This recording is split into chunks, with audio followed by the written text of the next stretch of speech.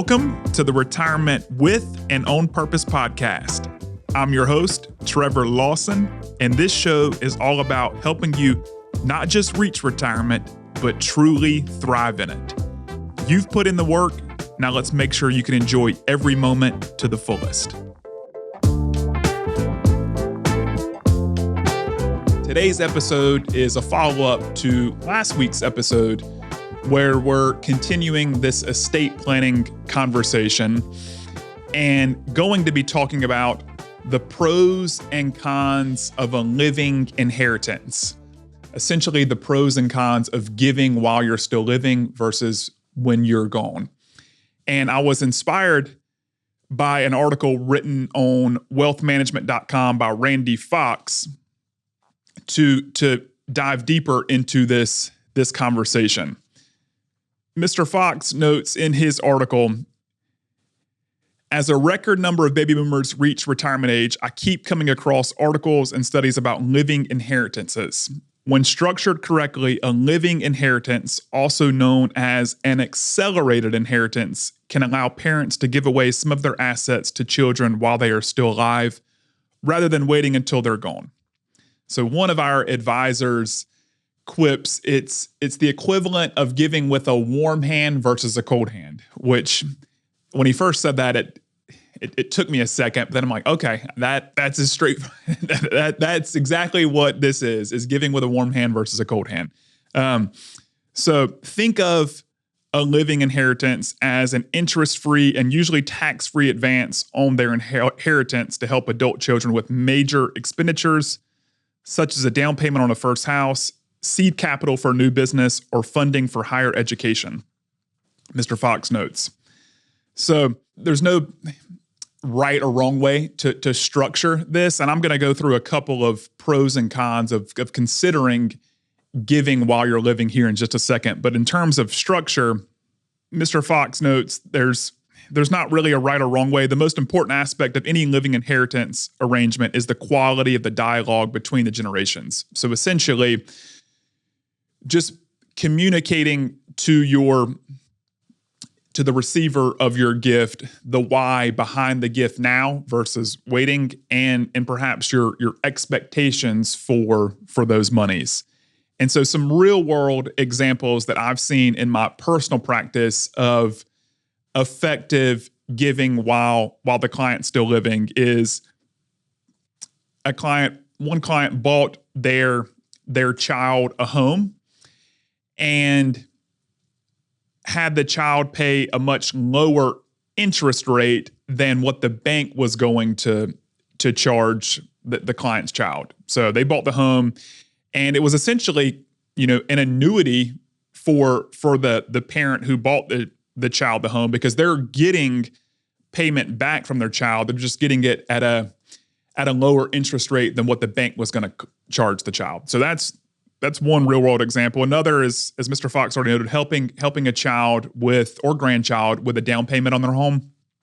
Another I've seen in a real world example is making a payment towards student loans. So more and more students today are coming out of school with hefty student loans. So that can really expedite one's financial progress and trajectory by helping a child or grandchild come out from underneath those student loans. So a parent or grandparent that's able to do that while they're still living and while the child still has the loans can really make a difference in their child or grandchild's financial trajectory.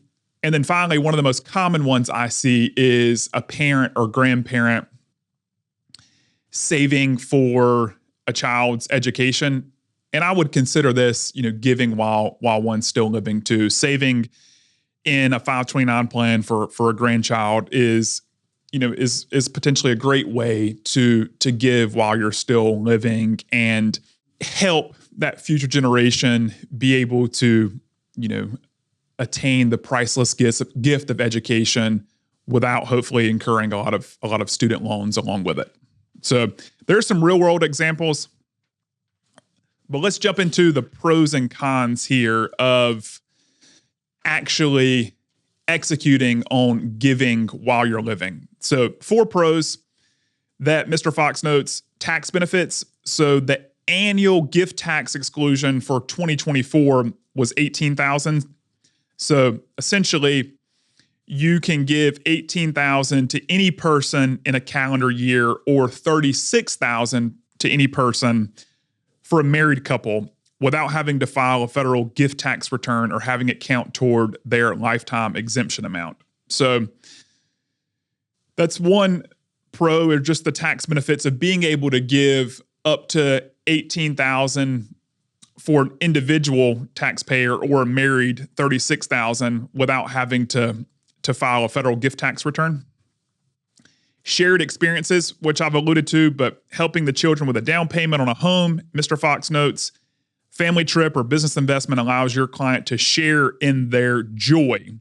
Not possible if they had waited for the children to receive their inheritance after they died. So it allows you, the giver, to really be able to share in your child or grandchild's joy of getting to buy their first home or getting to come out from underneath their student loans.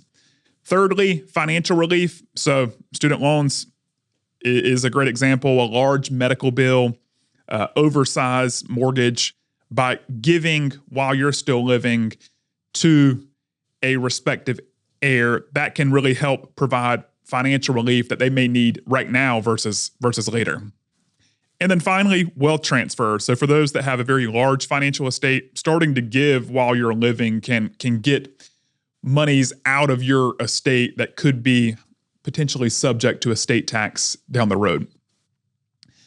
3 cons noted in this article. 1, loss of incentives. So even if the living inheritance, I quote, is structured gradually, some children may lose the incentive to earn as much money as possible. So we've just got to be careful not to maybe overgive just to keep your child from becoming reliant and expecting future gifts and not wanting to make it on their own. Overgifting, another potential cons. So sometimes parental love and generosity cause clients to give way more to children than they can afford to maintain their lifestyle in an era of escalating healthcare costs, inflation, job insecurity, and 30-plus year retirements.